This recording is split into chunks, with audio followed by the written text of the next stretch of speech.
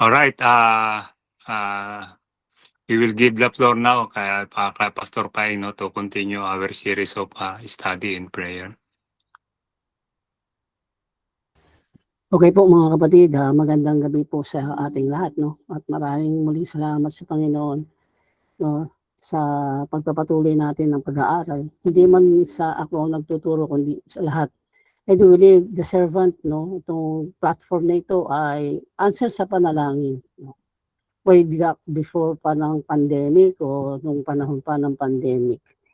So kasi ang topic ko ngayon may kinalaman sa lahat ng sagot ng Panginoon sa panalangin natin. Kung babalikan natin yung una nating lesson, so ito po yung kasi itong panglimang lesson na to ay speak about opening our eyes, no? So ayan, kung nakikita niyo po, ayan.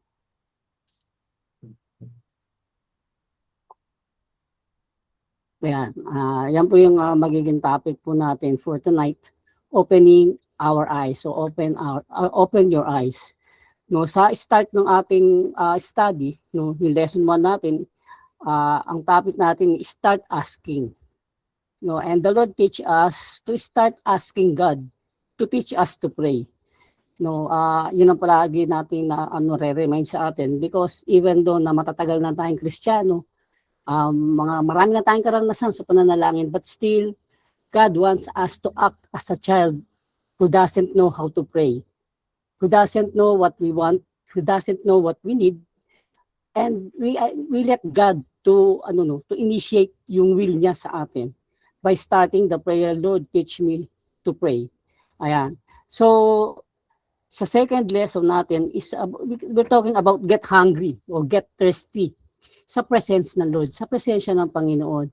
Not on the answer prayer or not for the prayer itself, but the manifest presence ni Christ. No, pag yun ang hangarin natin, di ba, sa pagbabasa natin ng salita ng Diyos, sa pag-aaral natin, sa pag-church natin every Sunday, every time we meet together as a church, yung manifest presence ni Lord, yung presensya niya, yung maranasan natin na hindi lang sa isip natin andyan ang Panginoon, hindi lang sa isip natin ang Panginoon nasa kalangitan, ang Diyos Ama natin nasa langit ay nandito, presensya ng Banal Espiritu. Kumbaga, yung maranasan talaga natin na ang Panginoon tumikilos, gumagalaw sa atin, no, sa ating kalagitnaan when we meet together, when we talk together, although nasa platform tayo nito, wala tayo sa face to face, but I do believe, no, God utilizes this platform, this technology for us not to forget gathering of ourselves together as ministers, as servants ni Lord. No, ito yung natin ngayon, ito yung ino-open sa atin ng Panginoon ngayon para magkaroon tayo ng closeness so that yung presence pa rin niya, yung mamit natin, maranasan pa rin natin yung presensya ng Panginoon sa bawat pangangailangan natin. I don't know, ang lahat ng ating pangangailangan, no, financial, kalusugan, sa lahat ng areas ng buhay natin, sa ministry, challenges,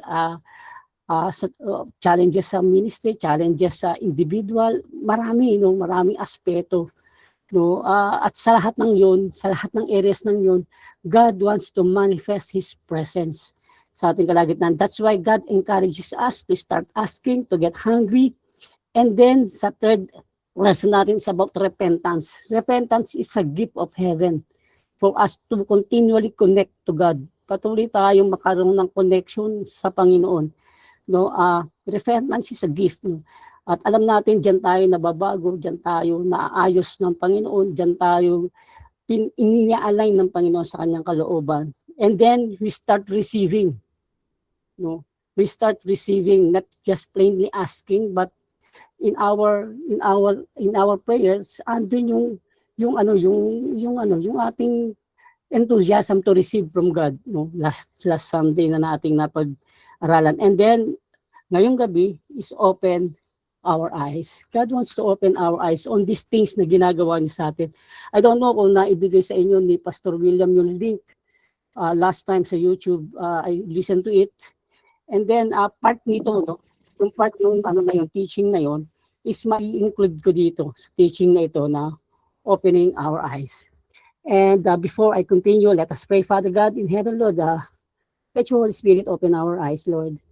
Father, I pray, Lord God, that take away every veil, Lord God, that will hinder us to see the things that you wanted us to see, Panginoon.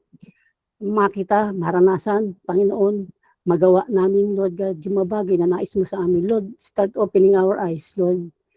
From the start of this lesson, Panginoon, to this lesson 5, Father, help us to see things beyond, Panginoon, sa comprehension namin, beyond sa naranasan namin, beyond sa binabalak namin, ninanais namin sa aming buhay, sa ministry. Lord God, talangin ko po, Panginoon, na ikaw po ang magbuklod sa amin, Panginoon, ng mga bagay na nais mo na maranasan namin tonight, Lord. As your manifest presence ay magamdaman ng bawat isa sa bawat pangangailangan na meron sila sa aming mga buhay, Panginoon. Lord, dalangin ko sa pangalan ni Jesus na kumilos ka na may hiwaga at himala sa bawat sa puso amin, that we may see, Lord, those beyond the things, Panginoon, na naranasan namin ngayon. Challenges, Panginoon, problema, Panginoon, hamon sa buhay, Panginoon, pangangailangan sa buhay. Lord, I pray, Lord, that in all of these things, open our eyes, Lord God, that we may see, Lord God, the wonderful things that you prepared for your people. In Jesus' name, this we pray. Amen and amen. Ayan po, so, ang gospel, no, ang gospel ng Panginoong Jesus, punong-puno siya ng ng handiwork, sabi diyan, no, sa pinag-aaralan natin. Medyo nahihirapan akong kaya o siguro mali yung yung pag-share ko. Pero anyway, sabi niya diyan, stories of the handiwork of Christ are powerful. When you allow the people in our sphere of ministry o dun sa involved sa ministry, yung bahagi ng ministry, yung kalagayan o yung mga tao na kasama natin sa ministry, to use their own words to describe their encounters with Christ. No, it is as if we are taking the lead of what God is doing among us. The result is infectious. Simply, ang gospel ni Lord, punong-puno siya ng mga stories about the testimonies of those people na naka-encounter kay Kristo, naka-encounter ang Panginoong Jesus. Ang Biblia punong-puno siya ng karanasan, punong-puno siya ng istorya, punong-puno siya ng makapangyarihang kamay ng Panginoon, no? Kung paano siya kumilos, gumalaw sa mga tao na na-encounter siya. At sabi diyan, no, para siya tuloy na takip na naaalis, para makita natin yung ginagawa ng Diyos sa ating kalagitnaan. At ang resulta nun, infectious. No, kumbaga pag nakarinig tayo ng powerful testimonies how God moved in their lives, God moved in their ministry, God moved sa kanilang pangangailangan, sa kanilang pangangailangang pangkalusugan o anything na concern ang tao, at narinig na natin yung powerful na karanasan ng tao na to, ang resulta siya contagious ang resulta nakakaapekto sa antas ng ating pananampalataya sa Panginoon.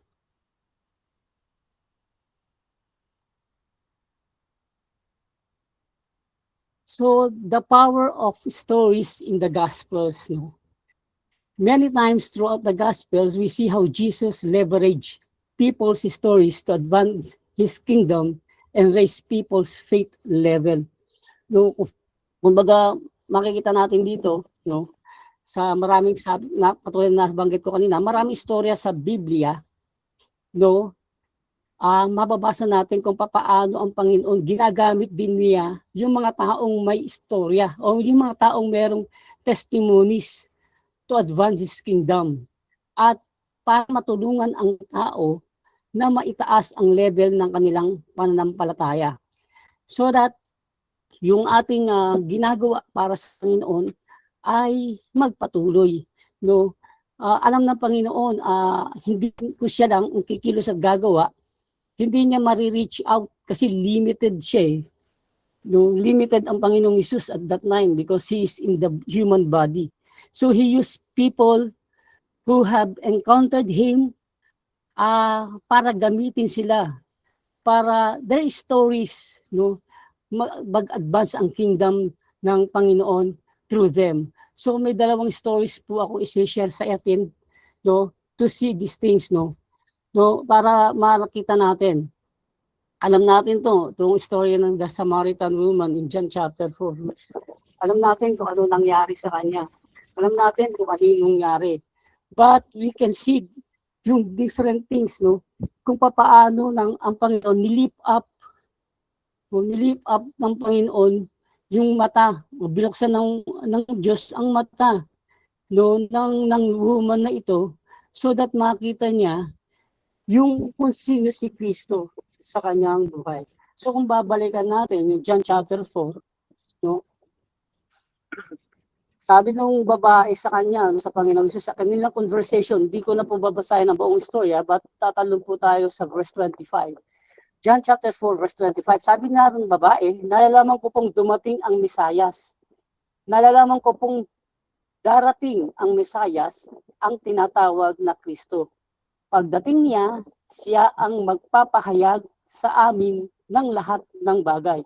So, they accept, no, na-include sila kasama ang mga Samaritans doon sa kapahayagan ng darating na Mesaya. At tinugon ni Jesus yun, ang sinabi ng Samaritan woman. Sabi niya sa verse 26, akong kausap mo ngayon ang iyong tinutukoy, sabi ni Jesus. So, ang nung ginawa ng babae, tanong tayo sa verse 28, iniwan ng babae ang kanyang banga, bumalik sa bayan at sinabi sa mga taga-roon, halika kayo, tingnan ninyo ang taong nagsabi sa akin ng lahat ng ginawa ko, siya na kaya ang Kristo. Kaya't lumabas ng bayan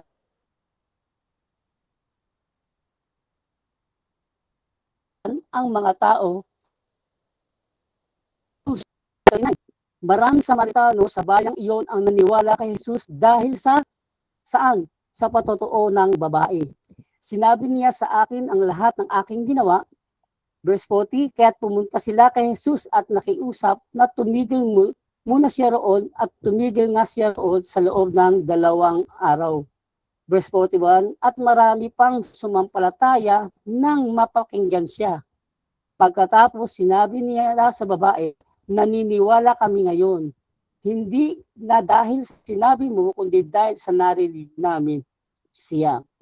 Alam na namin siya nga ang tagapagligtas ng sangkatauhan. So sa istorya ng babaeng to, makikita natin yung pagkilos ng Panginoon sa kanyang buhay when God lift yung kanyang mga mata. When God opened her eyes, no, He see Jesus as the Messiah. He see Jesus as the Christ. Kaya nga sabi dito sa ating istorya, no, when Jesus sat and interacted with the Samaritan woman, she felt loved and accepted. Christ restored her dignity. Kaya ito yung nag-ano sa kanya, nagbigay sa kanya o nagbukas ng kanyang mga mata.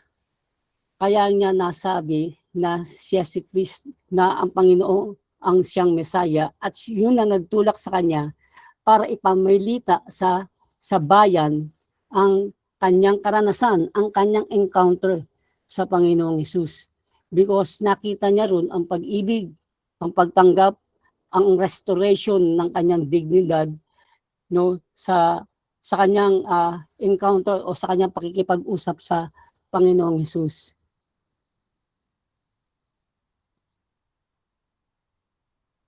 Sabi diyan, at ang resulta sa verse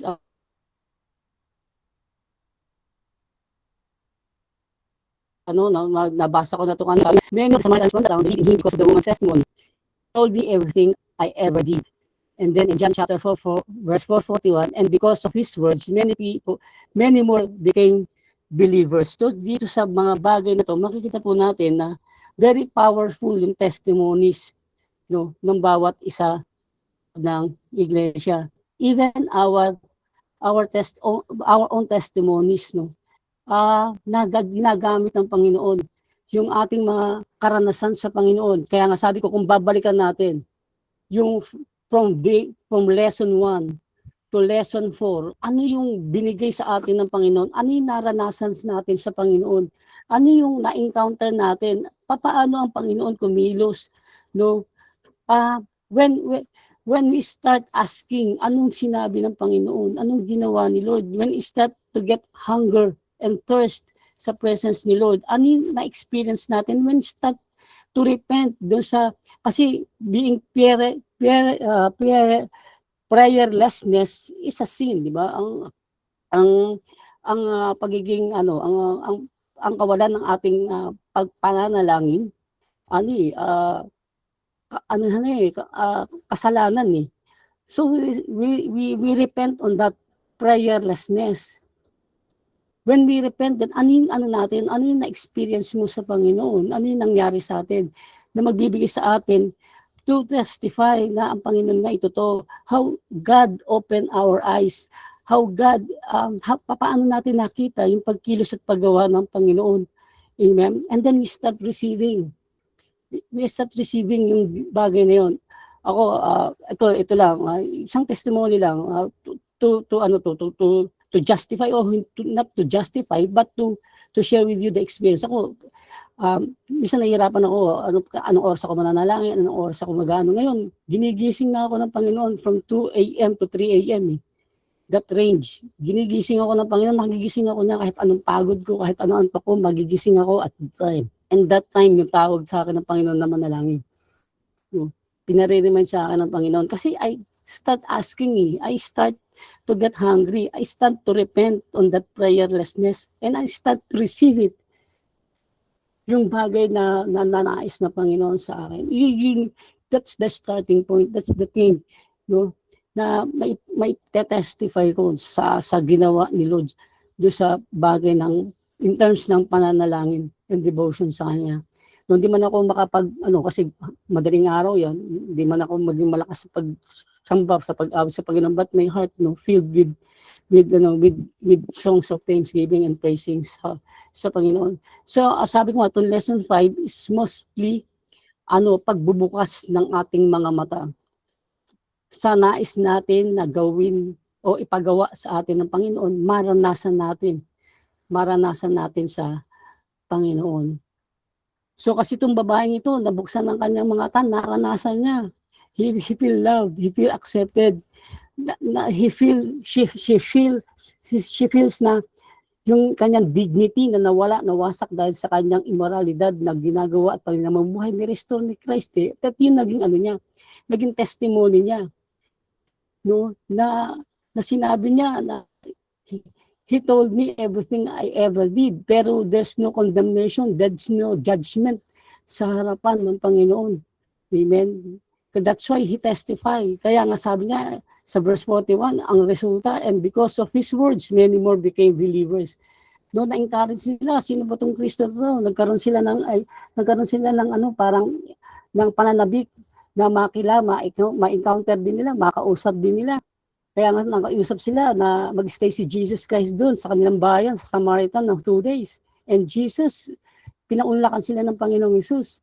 Amen? So sa atin, I believe walang maliit o walang mabigat, walang malaki o na testimony. Basta ang testimony natin nagsesentro sa Panginoong Jesus, how Jesus change us when we encounter Him. So yan po yung natin kaya nga nagkakaroon tayo ng encounter God retreat, di ba? Kaya nga tayo may life class sa gumagawa ng discipleship training natin, sa intentional discipleship natin na bahagi ng ating mga pag-aaral. Yun ang hina-highlight when people encounter Christ, may nangyayari. At yung nangyayari, your powerful testimony so that others may encourage sa bagay na nangyayari at nagaganap sa kanilang buhay. Now, another example ng how God uses the testimony of people no, so that his kingdom, no, ay mag-advance, and so that people's faith ay mag-increase, no. Ito ay makikita natin sa Mark chapter 4, no. O Mark chapter 5, ito yung lalaki o bata na inalihan ng maraming demons, no. Kung maalala natin, no, na ito rin yung istorya na kung saan yung mga demons na yun nasa kanya na legion, no, inano sa no, humingi ng pahanturit sa Panginoong Hesus na puntahan nila yung mga baboy at doon sila doon yun ang gamitin nila na para makatakas sila, no. So the most dramatic life transforming story in the gospel, no. Isa to sa pinaka dramatic na istorya sa Bible. Kasi nga ang tao na to naninirahan sa sementeryo, di ba? Kumbaga sa kanilang lugar, sa kanilang kalagayan, nakakalungkot na bagay yun na manirahan ka sa sementeryo. Had a supernatural strength that could break iron chains using his bare hands. Ganun siya kalakas, no? Pero makikita mo yung oppression sa kanya, no? He was tormented day and night, cut himself with stones. Yun ang kalagayan niya. He felt tortured, rejected, alone. Ito yung kalagayan ng tao na to, na demonized, no? Na naninirahan siya sa bank of the Sea of Galilee, no? Malapit sa Sea of Galilee naninirahan. Ito yung kalunos-lunos ng kalagayan ng taong ito, no? Pero when he encountered Christ, no, ano ang nangyari? Nung ma-encounter niya si Jesus Christ and set him free, ito yung nangyari sa kanya. Sabi ganun, when Christ freed him from his demons, he was a changed man. Sabi niya dyan, kung babasahin po natin sa Matthew chapter 5, Marcos chapter 5, verse 15. Sabi ganun, paglapit nila kay Jesus, nakita nila ang lalaking dating sinasapian ng mga demonyo. Nakaupo ito, nakadamit at matino na ang isip. At sila'y natakot. Sinalaysay sa kanila ng mga nakakita ang nangyari sa dating sinasapian ng demonyo at sa mga baboy. Ano tayo? Laktaw tayo, verse 18. Nang pasakay na si Jesus sa bangka, nakiusap ang dating sinasapian ng mga demonyo na siya isama niya. So, yung inaalihan ng demonyo na pinalaya ng Panginoong Hesus na nagkaroon siya ng pagbabago sa kanyang buhay, no? Gustong sumama sa Panginoong Hesus, but the Lord forbid him. Ayan, ito nakalagay diyan, no, sa Mark chapter 5 verse 19. Ano sabi ng Panginoon sa kanya? Binawalan siya ng Panginoon, hinadlangan siya na sumama sa kanya, no?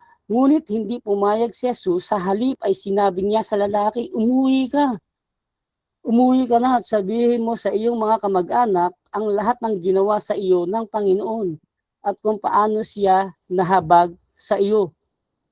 Umalis, verse 20, umalis ang lalaki at ipinamalita sa buong Decapolis ang ginawa, no, sa kanya ni Jesus.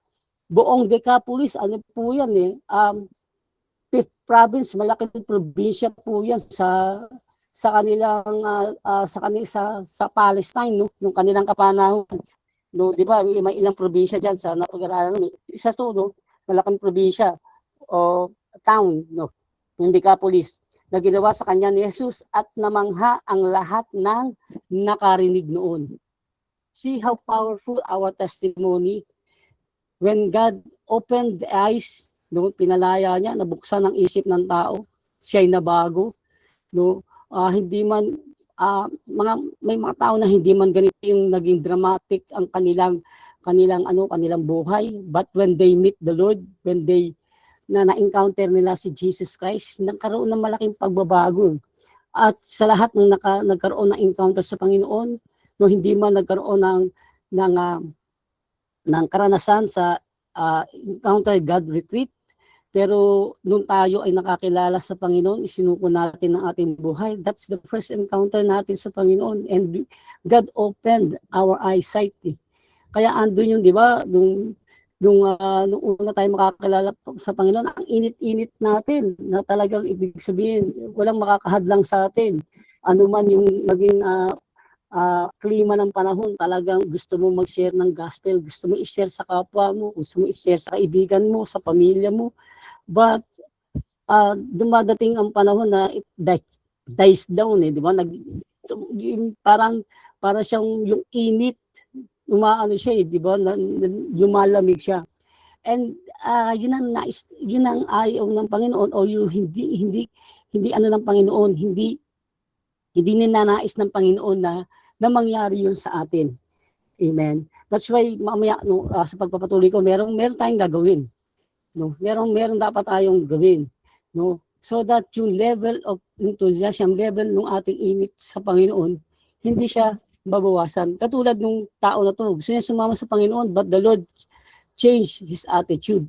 The Lord changed and opened his eyes. Kasi kung makikita natin, hindi na nagpumili tong tao na to na pinalaya ng Panginoong Hesus. At ginawa niya agad yung sinabi ng Panginoong Hesus. Sinabi ng Panginoong Hesus, Jesus did not let him, but said, go home to your own people and tell them how much the Lord has done for you. Sabihin mo kung ano ginawa kasi ng Panginoon. And kung paano paano nahabag ang Diyos sa iyo. At karaka, sabi niya, sa buong Decapolis, ang ginawa, umalis ang lalaki at ipinamalita sa buong Decapolis, hindi lang sa kanyang pamilya, hindi lang sa kanyang mahal sa buhay, but buong lugar niya. Maaari naging sikat siya doon dahil sa alam ng mga tao doon ang kanyang dating pamumuhay, alam ng tao doon ang dating niyang ginagawa, alam ng tao doon ang kalunos-lunos na kalagayan, and then suddenly naging change man, naging matino siya, naging maayos siya, nawala lahat yung mga bagay na humahadlang sa kanya. When Jesus opened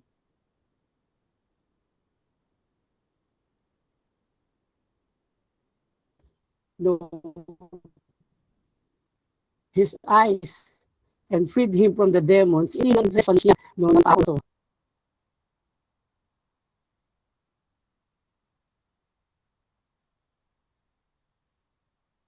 After level, kung babalikan natin sa Mark chapter 6 verse 54 to 55, makikita natin yung epekto nung ginawa nung lalaki na yun, nung ipinamalita niya sa Genesaret nga yan, di ba? Yung nangyari sa kanya.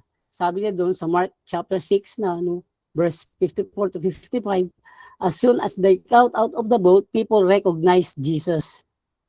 They ran throughout the whole region and carried the sick on mats to wherever they heard he was. The vigorous response from the crowds was due to the power of one man's testimony. Amen. I don't know kung ano yung testimony natin while we are studying these lessons. Church on fire. Are you set on fire sa pananalangin? Keeping asking God, nasa puso ba natin yung pagiging hunger sa presence ni Lord? Andun ba yung open heart natin to repent and to receive forgiveness and to receive from God, starting receive things from the Lord? Ano man yung sinisik natin, ano ba yung ginagawa natin, ano ba yung inaayos natin? What is our powerful testimony sa church sa bagay na to? May na ginagawa ng Panginoon. So sa church sa Santa Rosa, naging parang training ground ni Lord sa akin in terms of prayer. Kasi talagang nung mag-exit ako, I'm not prepared. Hindi pa ako handa na umuwi. Nag-aas pa ako sa Panginoon na ma-extend ako 3 to 5 years until 5 years kasi doon lahat masesettled yung financial obligations, financial burden na maaari ko pang magawa yung mga bagay na hindi pa naayos. But pandemic hit, hindi ako na-extend, hindi ako hindi ako na-extend. Umuwi ako 2021. No, I experience sa saan ako church pupunta, saan ako dadalhin ng Panginoon. God uses people, no, that good to for me to decide accordingly, to decide kung saan ako gagamitin ng Panginoon. No, people, ginagamit din ng Diyos ang mga kapwa manggagawa para makapagdesisyon ka ng tama sa Panginoon eh. No, kailangan yun kasi kasama yun sa panalangin eh. He will lead us, no. Bago dito ako lang sa Pilipinas, hindi ko alam, ibang-iba yung orientation sa Saudi Arabia kaysa dito sa Pilipinas. I seek God, dito ako nilagay ng Panginoon. Lord, anong gagawin ko? Paano ako mag-uumpisa? Paano ko aayusin? Paano yung mga bagay na gagawin? So many things. And God now started to answer all those prayers. Amen. Uh, uh, Hindi ko man maidetalye yung mga iba pang mga panalangin ito, but you can ask yung ibang mga kapatid, you can ask pastors doon sa Santa Rosa kung ano yung naranasan namin for the past 5 years. No, nasama-sama kami gumikilos at gumagawa at nananalangin sa Panginoon. No, at the time nagkaroon pa ng ano yan, di ba? Nagkaroon ng daughter church, no, sa Villa. Increase nagmula sa Panginoon. No, but hindi ganoon kadali, hindi ganoon ka easy, hindi ganoon kadali na gawin ng mga bagay. But ibig sabihin yung testimony natin, yung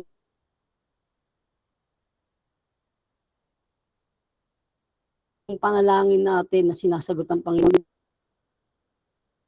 para ma-encourage yung iba so that yung pananampalataya ng tao ay mag-increase, patuloy na lumago sa Panginoon. At ngayon nga, di ba, sabi ko nga, meron ng second batch at magkakaroon na ng third batch sa Discipleship Training School.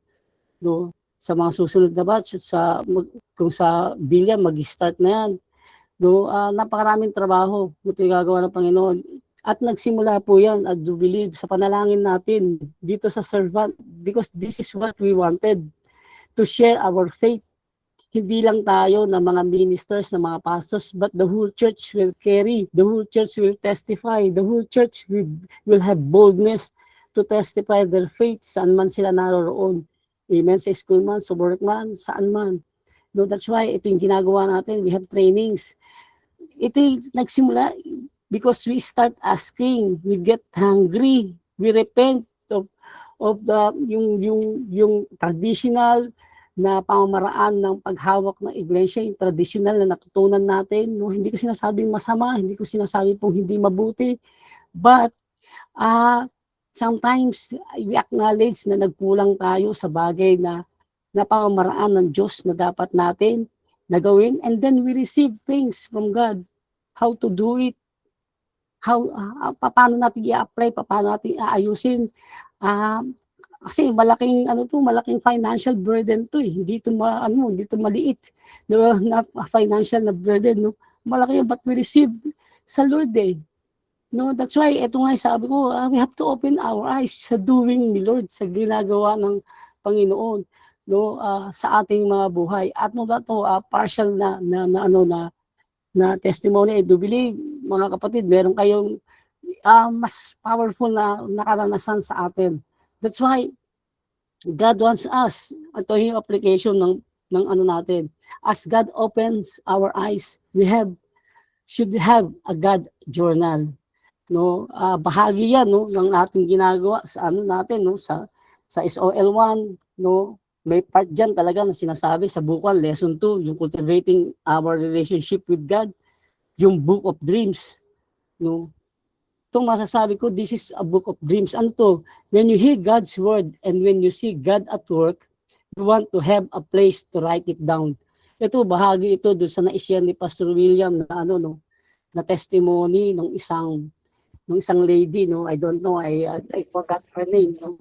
But when I listen to her, no, ito isang bagay na ginawa niya, no. He list down, no. Yung mga bagay kasi tayo, makakalimutin tayo sa mga bagay na ginagawa ng Panginoon.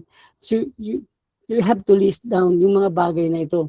No? When we hear from God's word, and when you see God at work, you want to have a place to write it down. Ito, isang testimony pa rin. No?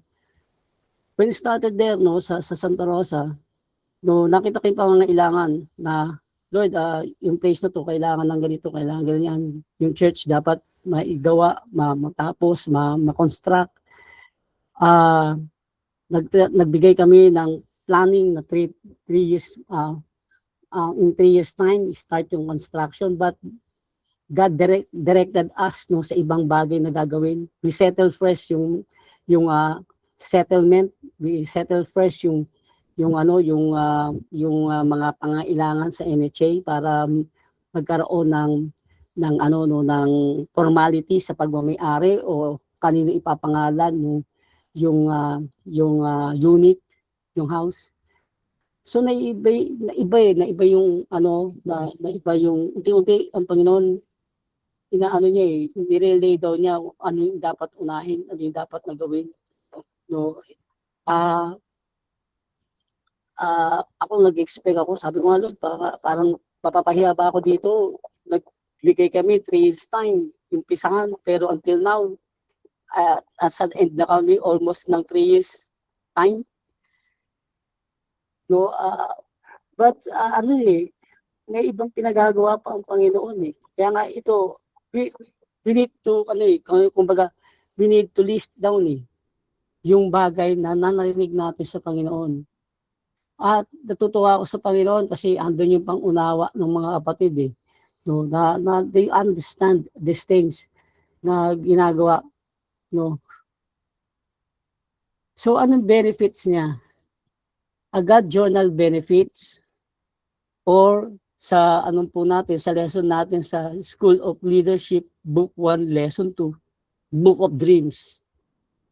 It puts the spotlight on God and His activities. Pag sinulat natin yung mga bagay na gagawin natin o pinagagawa sa atin ng Panginoon through His words, ang spotlight ang God. It helps us learn to hear God's voice, or it is called prophetic journaling. No? To write down what you hear the Holy Spirit is saying to you while you are praying.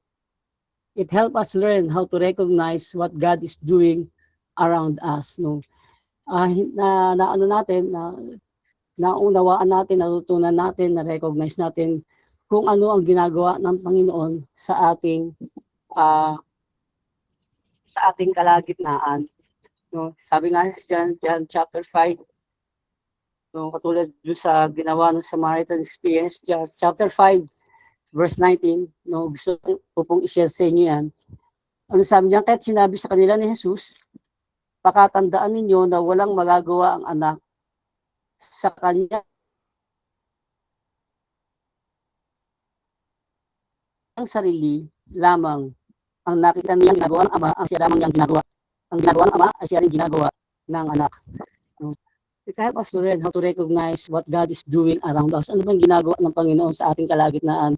Ano ba yung gustong gawin pauna sa atin ng Panginoon? Ano ba yung mga bagay na bigyan natin ng details, ng atensyon before yung plans natin na gawin. Hindi masama na magplano tayo, but as we learn from God, as we seek His guidance, as we pray and ask, no, ang Panginoon yung na-align yung yung nais nating gawin sa o nais ng Panginoon na ipagawa sa atin.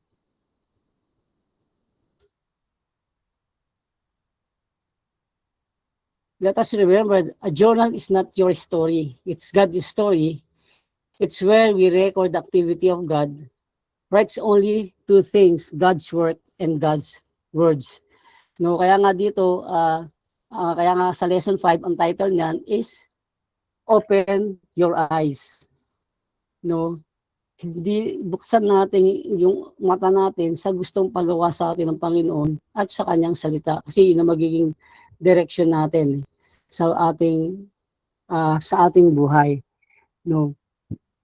Sabi nga dito, sa bagay na ginagawa natin at sa bagay na pinagagawa sa atin ng Panginoon, we need His direction. Kinailangan natin yung kanyang direction sa ating buhay.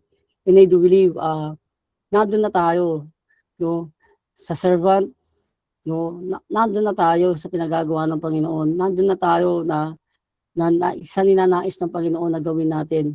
No, may mga bagay na tayo nagawa At merong mga bagay pa tayong gagawin as we continue uh, to prepare souls, to prepare disciples, to prepare leaders, no. This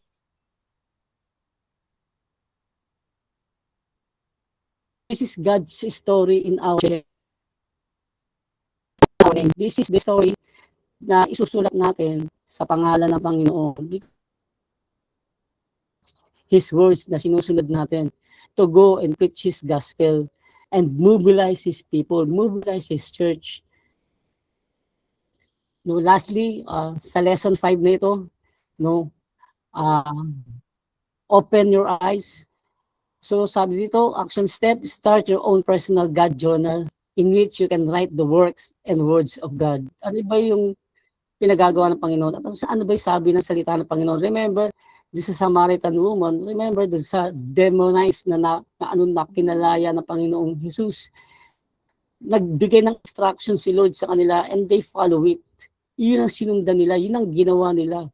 No? Yun ang naging dahilan kung bakit ang gospel, no, o si Kristo, yung kanyang ginagawa ay nahayag at nalantad sa lahat ng tao. At in-expect ng tao yun na may gagawin ang Diyos when they encounter Jesus. I do believe this night, ma-encounter natin ang Panginoong Jesus as the one who answers our prayers, as the one who give us the word and give us the enablement to do His work, no, na nais niya ipagawa sa bawat sa puso atin. Samantayong ministry naroon, anuman ang mga challenges, suliranin na ating kinakaharap. No, let the word of God compelled us. Let the word of God give us peace. Let the word of God give us wisdom and understanding. Let the word of God open our eyes sa ginagawa ng Diyos. Sapagkat alam ko po mga kapatid, may ginagawa ang Diyos sa atin. That's why we have to write it down. No, kasi encouragement lang naman to kung gusto nating isulat, but bahagi ng ating lesson, bahagi ng bagay na to, no, sa opening our eyes, no, we have to write, no, ano yung bagay. That's why meron tayong gospel na isinulat ng mga writers ng gospel. It is testimony of different people who encountered Jesus, and those people, no, nagbigay ng kanilang testimony na isulat sa gospel natin, epistles natin. Ito yung nagpapatatag din sa atin sa ating kapanahunan. Their testimony, how God worked miraculously and wonderfully in their times. No, sa kanilang kapanahunan, tayo, anong isusulat natin sa journal ng Diyos? This is God's story in our churches. This is God's story in our lives. How God changes, how God manifest His glory sa puso natin. Amen. That's why ito po yung closing lesson natin, lesson 5 from 1 to 5 na to, no? When we start asking what you receive, when you get hungry, how God filled you, when you repent, how God forgive us, and when we receive, ano yung gawa ng Diyos na natanggap natin. And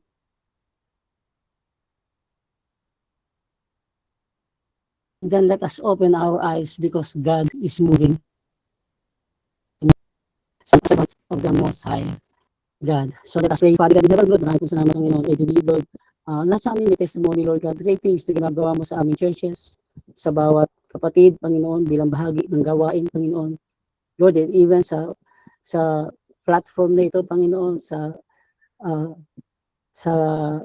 GC na ito, Panginoon. Father, thank you, Lord God, for giving us this platform to encourage one another, Lord God, and to see, Panginoon, may ginagawa ka.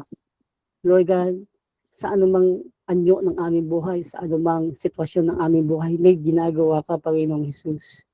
May nais ka na aming makita, Lord God.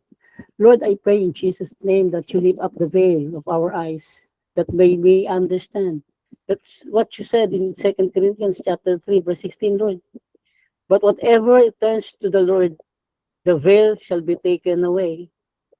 Lord, at sino man, Panginoon, na lumalapit sa iyo, na-encounter ka, the veil, Panginoon, the darkness, Lord God, the overshadows, Panginoon, yung aming understanding. Inaalis mo, Panginoon, ang aming mga talukbong. Loud now, alisin mo po ang talukbong ng aming mga mata. Open our eyes that we see the great, wonderful work of the Lord Jesus Christ in our midst, Lord God. At ikaw po mag-empower sa bawat isa, Lord God, on the things na aming ginagawa in your holy name, Father. Lord, sa lahat ng mga activities, Panginoon, Father, I pray in Jesus' name, Lord, nakikilos ka na may hiwaga at kapangyarihan, Panginoon. Lord, sa mga activities na maaari po namin gawin this coming weeks, Panginoon. Lord, I pray in Jesus' name that your Holy Spirit will be with us, Lord. Father, that every delegates, the encounters sa Bulacan, Panginoon, makilala ka nila, Panginoon, ma-meet ka nila personally in their lives that will change, Lord God, the way they know you right now, Panginoon. Lalalim, Panginoon, lalawak, Panginoon, ang pagkakilala, Panginoon, ng iyong mga anak sa iyo. Father, thank you. Thank you for the opportunity to hear from you. Thank you for the opportunity, Panginoon, na pagpapaalala sa amin, Lord God. Panginoon, through prayers, Lord God, ng lahat ng ito, Panginoon, ay nasa sa iyo kapangyarihan, Panginoon. And thank you, Lord God, for reminding us to write down your story, Panginoon. Lord, kung di man namin maisulat, Panginoon, I pray in Jesus' name, Lord God, di namin makaligtaan the very thing na ginagawa mo sa aming mga buhay. Sa ministry na katuwala mo sa akin. Lord, thank you. At patuloy ka namin niluluwala at ipinasasalamatan sa mga bagay na inihanda mo para aming matanggap, Panginoon. Lord God, thank you for your goodness. Thank you for your mercy. Thank you for your compassion. Thank you for all the things na ginagawa mo. Thank you for the support, oh Lord God. Thank you for the brothers and the sisters, O Panginoon, na bahagi, Panginoon, ng platform na ito. Bahagi ng servants na ito, Lord God. Lord, tulungan mo kami that we may reach, Lord God, Panginoon, ng lalim ng pagkaunawa sa iyo at lalim ng aming paglilingkod sa iyo. Pakaingatan mo po ang bawat isa, Panginoon, sa gabing ito, at sa mga gabi pa at araw na darating sa aming mga buhay, Panginoon, at maranasan ka namin sa aming mga buhay, Panginoon. Lord, we pray in Jesus' name, open our eyes, Lord, for your doing. In Jesus' name we pray. Amen and amen. Amen. Amen. That is our prayer that will open our eyes. Yung senior ni Pastor Paeng, no? Actually, sabi ko nga kanina, itong ating pag-aaral na ito is difficult kasi it is application, a lifestyle, no? I posted yung video, actually, ito yung isa sa mga anak ni Jerry Sibel, no? Si Kenneth Copeland, Jerry Sibel, at saka si Jesse Duplantis, no? They are holding a conference every year. At yung life ni Jerry Sibel, no? Nakikinig ako sa kanya mga inspiring messages. Meron siyang dalawang anak na babae, no? At isa nga dito yung pinost ko last week. Ito yung si Terry Sibel Poy, na yung kanyang ibinahagi, no? I believe yung nangyari sa kanyang buhay, no, na yung I should say dumating siya sa tinatawag na point na starvation, hindi lang get hungry o hindi lang siya nagutom kundi na yung starvation, yun nangyari sa kanyang life na is being ruined. Now dumating siya doon sa point ng repentance na she needs to recover. Hindi yun ang God's plan sa kanya, no, but God has something better, no, na I should say yung parang prodigal son experience, no, na nagpapakain na ng baboy o sa baboy, no. Very, I should say, napakababa na.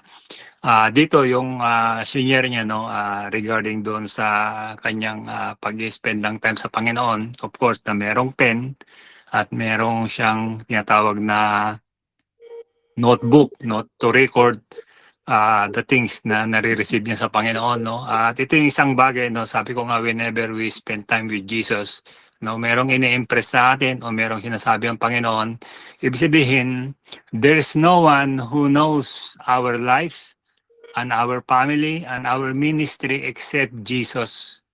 Ang Diyos lang ang nakakaalam kung ano yung dapat nating i-execute o gawin.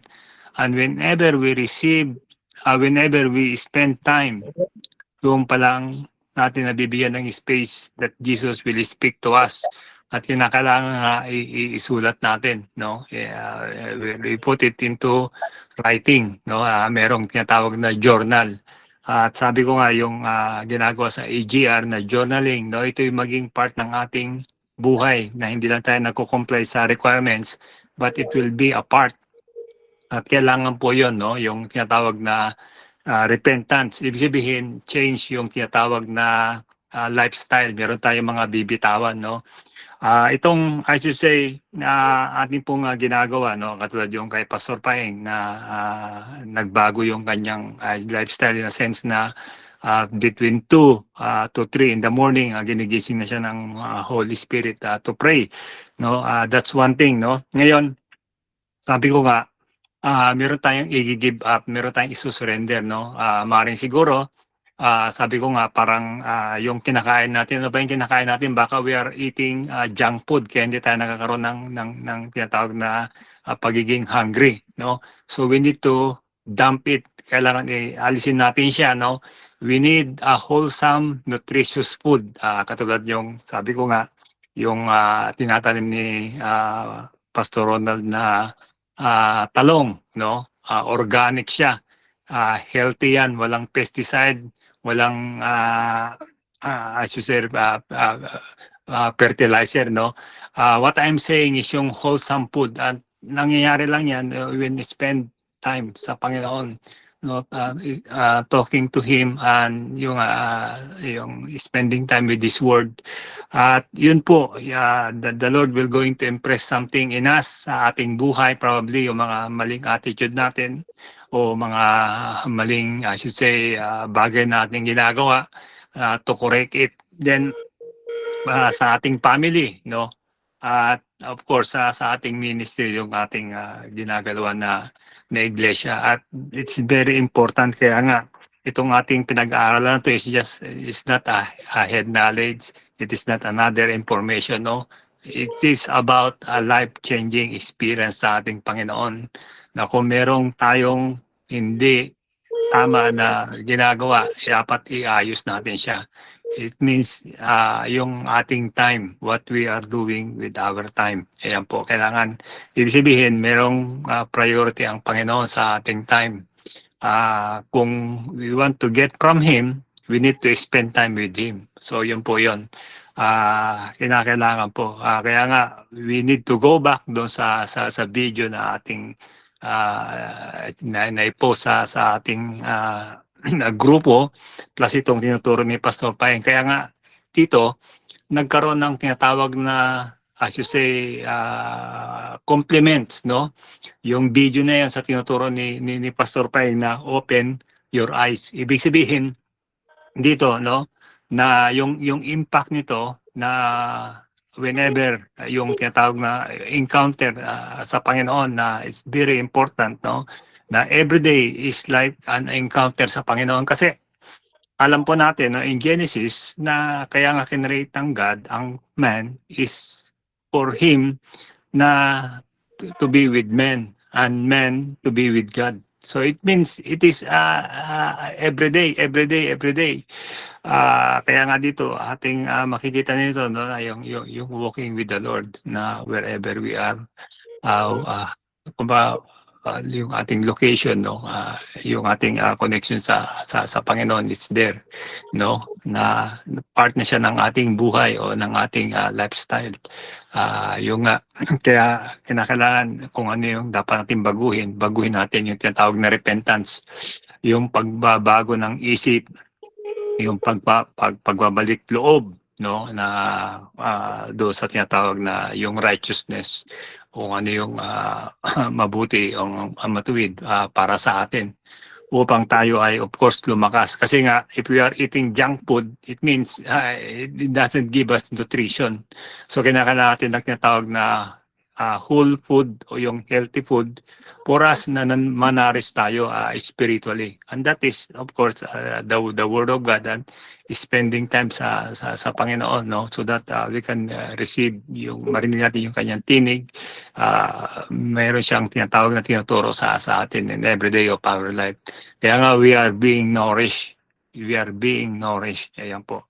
Na hindi lang head knowledge yung ating natatanggap, but yung ating spirit, no, is being nourished by the Word of God, by His power. Now, isa sa mga prayer ko probably dito sa Acts, no, sa Acts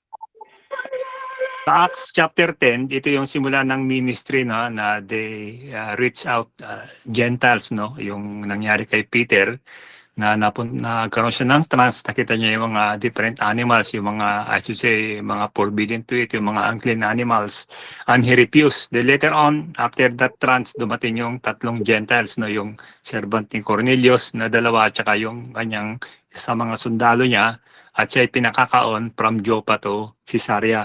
Now, nung nag-comply si Peter at sumama siya, no, plus yung other brethren sa Joppa, so nakarating sila sa Caesarea, no? So alam natin, Caesarea is part ng Samaria na isipin yung mga Samaritans, no?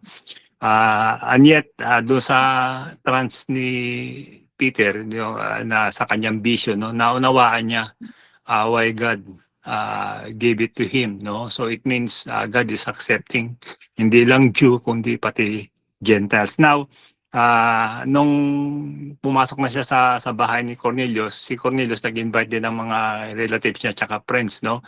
Kaya pagpasok ni Peter, ang daming tao. Now, nag-share nga si Peter sa kanila, no? At sabi dito, no, Acts chapter 10 verse 44. Ito po yung magandang part, no? Acts chapter 10 verse 44. While Peter was still speaking these words, the Holy Spirit fell upon all who heard his message. So ito po yung isang magandang part, no? And I pray na mangyari din ito sa atin, na while we are listening to the Word of God, the Holy Spirit fell upon us, no? Tayo ay patuloy na mapuspos ng Santong Espiritu, no? At magkaroon tayo ng tinatawag na deeper experience entering into this supernatural life na inhanda ng Panginoon para sa atin. Kaya nga, ang kwandon is yung how we are experiencing this, yung tinatawag na hungriness. Are we really starving sa kanyang presence? So yun ang isang point dito, no? So we will continue yung series ng sinishare po ni Pastor Paeng, no? Na that we will get more. Kinakailangan mag-adjust po tayo o meron tayong bagay ng mga bibitawan at meron po tayong kukuhanin na something to us, no? Sabi ko nga, isipin kailangan ma-build up yung ating pananampalataya, yung ating tinatawag na pamumuhay, kasi sabi ko nga, paano tayo mag-aakay ay kung tayo nga hindi tayo nagko-comply. So that's the problem, no? Kaya ibig sabihin, it starts with us bilang mga namumuno, bilang mga pinuno. Dapat it starts with us, no? Na makitaan po sa atin yung tinatawag na bagay na yon, no? And of course, it starts also with encounter with Christ. That whenever we have encounter, something is different, something is added sa ating buhay. Kaya nga po tayo nagsama-sama, nag-aaral, no? So, muli, ito yung ating platform, no? Na kung saan we carry certain light, we carry certain fire, no? Iba-iba yung ating tinatawag na ningas, ika nga. Merong isibihin hindi ganong maningas, merong ningas na ningas. So tayo sama-sama together upang muli tayo ay magningas, no? Bilang kanyang mga lingkod. Kaya this is very important. Let us pray. Father in heaven, Lord God, I pray, Panginoon, O Lord, sa bawat isa, Panginoon, na patuloy kami nga po, Panginoon, Lord God, matuto, Lord God, sa iyong salita, patuloy nga po, Panginoon, ikaw ay aming makatagpo that we will encounter you every day of our life, Panginoon. Bilang Panginoon, O Lord God, iyong anak, bilang Panginoon, O Lord God, iyong servant, Panginoon, Lord, that light and fire comes from you, Lord God, na ikaw, Panginoon, nagbibigay, Panginoon, Lord God, ng energy upon us, ng anointing, Panginoon, so that we could continue, we may learn always to connect and have this encounter with you, O God. Lord, let fire, Panginoon, ay patuloy, Panginoon, katulad, Panginoon, when the Holy Spirit fell, Lord God, during the time that Peter spoke your word, Panginoon, unto Gentiles, Lord God, ay maganap, Panginoon, at mangyari, Panginoon, in this platform, nakapatuloy kami, Panginoon, O Lord God, kung paano, Panginoon, nag-encounter si Christ, Panginoon, O Lord God, nagkaroon ng impact ang kanyang buhay, ang kanyang ministry, Panginoon, Lord God. Give us also, Panginoon, the same, Panginoon, Lord God, by changing our lifestyle. At muli, Panginoon, salamat po, Lord God. At tunay nga po, Panginoon, your mercy will be upon us, Panginoon, as your people. At we will continue, Panginoon, O Lord God, this journey, Lord God, na na-experience namin, Panginoon, every day of our life, your mercies are new every morning, O Lord God. Kaya salamat, Panginoon, we have always a new beginning, Panginoon, every day of our life, and meron palaging hope in Christ, O God. Salamat, Panginoon, Lord God, for the forgiveness of our iniquities and healing all our diseases and redeeming our life from destruction and crowning us with loving kindness and tender mercies and satisfying our mouth with good things so that our youth is renewed like the eagles. Lord, salamat po, Panginoon, sa iyo, Panginoon, hand upon us to give us good success. Alam namin, Panginoon, the journey is long, Panginoon. Marami pong mga gagawin pa, Panginoon, O Lord God. And yet, Panginoon, that we may learn to stick to you, Lord Jesus, sapagkat you are the strong one of Israel. And power, strength, might comes from you, Lord God. You are our life. In Him we live and move and have our prayer. Lord, salamat po, Panginoon. This is our prayer. In Jesus' name we pray. Amen and amen. Amen. Salamat po. Amen po. Bless everyone. Maraming po salamat. Let us receive the fire of God sa ating mga buhay. God bless everyone. God bless everyone. Thank you po. God bless din po.